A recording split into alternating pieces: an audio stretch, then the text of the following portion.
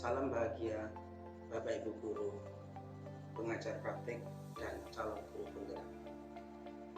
Setelah mengikuti serangkaian kegiatan program guru penggerak dan mempelajari beberapa materi pada modul 1.1, maka perkenankan pada kesempatan kali ini saya akan merefleksikan apa yang saya ketahui tentang pemikiran Ki Hajar Dewantara terkait dengan pembelajaran yang saya lakukan selama ini. Ki Hajar Dewantara pernah berkata bahwasanya pendidikan adalah tempat bersemainya benih-benih kebudayaan. Artinya, menurut Ki Hajar Dewantara bahwa pendidikan dan kebudayaan itu memiliki hubungan yang sangat erat. Kebudayaan yang dicipta-citakan oleh setiap manusia, yang diidam-idamkan, tidak akan pernah terwujud jika tidak memiliki pondasi yang kokoh. Dan pondasi yang kokoh itu adalah pendidikan. Artinya, sebagai seorang guru, tujuan dari kita mendidik itu sebenarnya bukan semata-mata agar anak didik kita menjadi anak yang pandai, bukan semata-mata agar anak didik kita memiliki nilai yang bagus, lulus sekolah, mencari juara kelas atau yang lainnya. Tetapi jauh lebih daripada itu, tujuan kita mendidik adalah untuk mewujudkan kebudayaan yang kita cita-citakan. Dulu saya pernah berpikir bahwasanya anak atau murid itu ibarat sebagai kertas putih polos, yang mana kita bisa dengan kehendak kita mengisi kertas itu dengan goresan-goresan atau tulisan-tulisan atau bahkan gambar-gambar yang kita sukai, yang kita kehendaki. Akan jadi seperti apa atau masa depannya anak itu tergantung dengan goresan-goresan atau tulisan-tulisan yang kita goreskan pada kertas itu. Mungkin tidak hanya saya, banyak Bapak Ibu guru lain juga berpikiran yang sama, sehingga secara tidak kita sadari bahwasanya kita akan menjadi terbebani. Bagaimana cara kita mengisi kertas polos itu dengan goresan-goresan agar anak itu menjadi anak-anak sesuai dengan yang kita inginkan, menjadi anak yang pandai, menjadi anak yang pintar, menjadi anak yang penurut. Itu yang kita inginkan. Tanpa kita sadari pula bahwasanya anak-anak akan merasa terbebani dengan tuntutan-tuntutan itu. Ki Hajar Dewantara pernah berkata bahwasanya anak terlahir dengan kodratnya masing-masing. Anak memiliki potensi, kemampuan, dan karakter sesuai dengan kodrat keadaan yang dia miliki. Ada dua kodrat keadaan. Yang pertama adalah kodrat alam. Setiap anak yang terlahir di suatu lingkungan yang berbeda akan memiliki karakter dan potensi yang berbeda dengan anak yang berada di lingkungan yang lain. Contohnya, anak yang tinggal di daerah pegunungan misalnya, itu berbeda dengan anak yang berada di daerah pantai. Anak yang ada di kota itu berbeda dengan anak-anak yang tinggal, lahir, dan hidup di lingkungan pedesaan. Sehingga kita tidak bisa memaksakan setiap anak itu harus sama seperti kehendak kita. Ki Hajar Dewantara pernah mengibaratkan seorang guru itu ibarat seperti seorang petani. Coba kita lihat, petani yang memiliki banyak sekali benih-benih tanaman. Ada benih padi, benih jagung, benih kedelai, benih tembakau, dan benih tanaman-tanaman yang lain.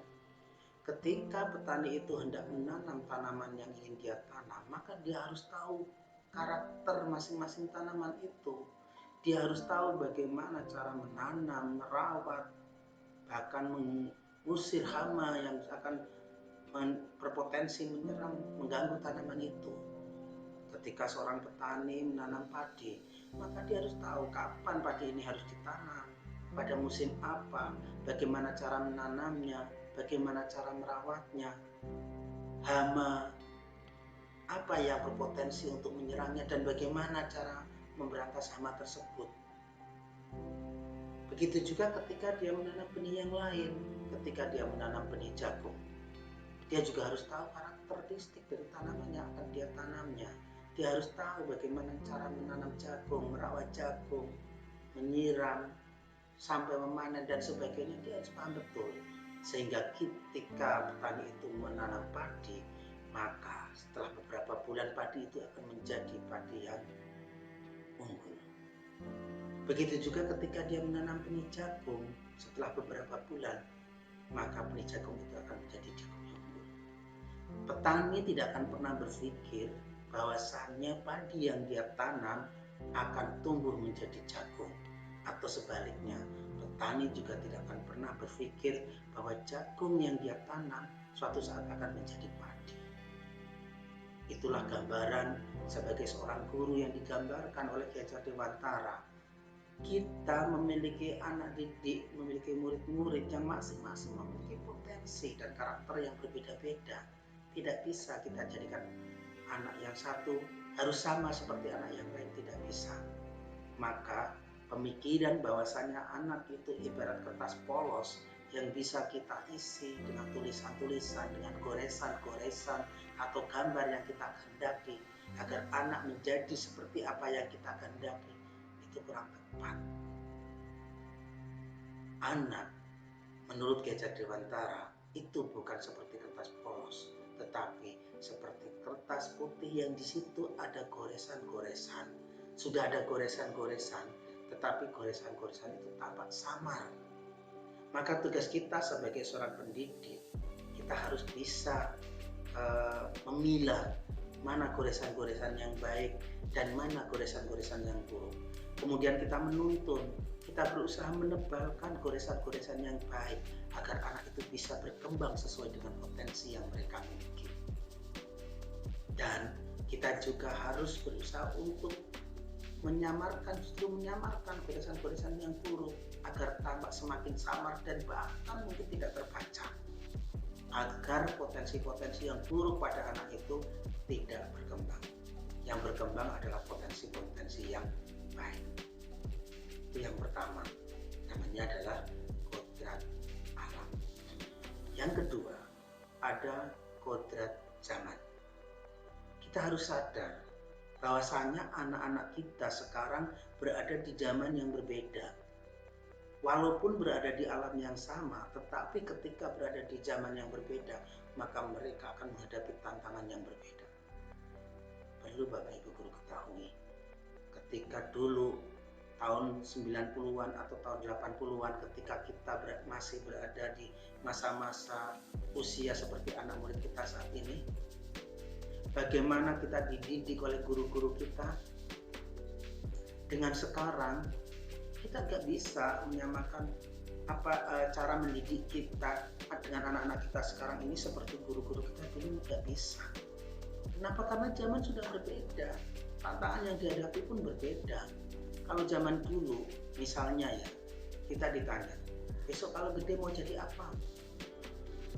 Mesti jawabannya rata-rata, ingin jadi guru, ingin jadi dokter, ingin jadi insinyur, ingin jadi presiden, ingin jadi tentara.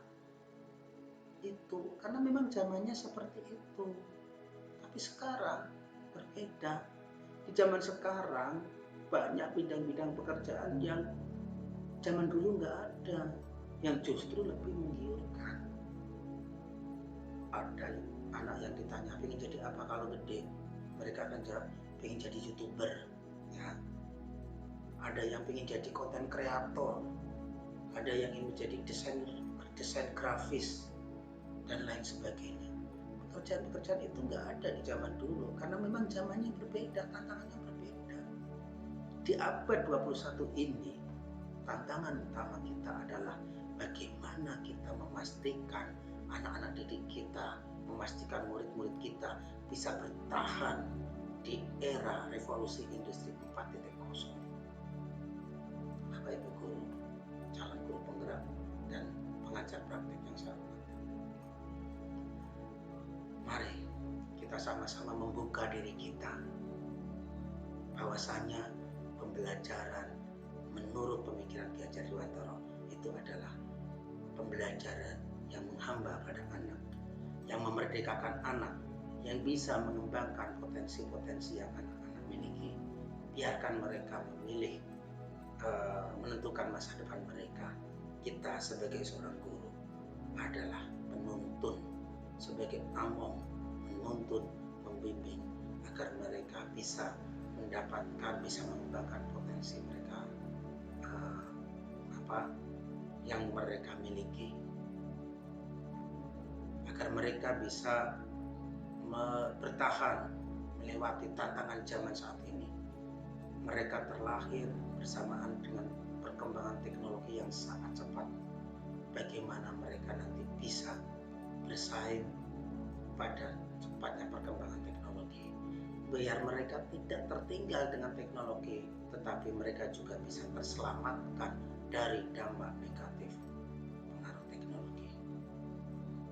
Semoga refleksi singkat saya ini bisa bermanfaat untuk diri saya pribadi dan untuk kita semua. Kurang lebihnya saya mohon maaf. Salam bahagia. Wabillahi taufiq. Assalamualaikum warahmatullahi wabarakatuh.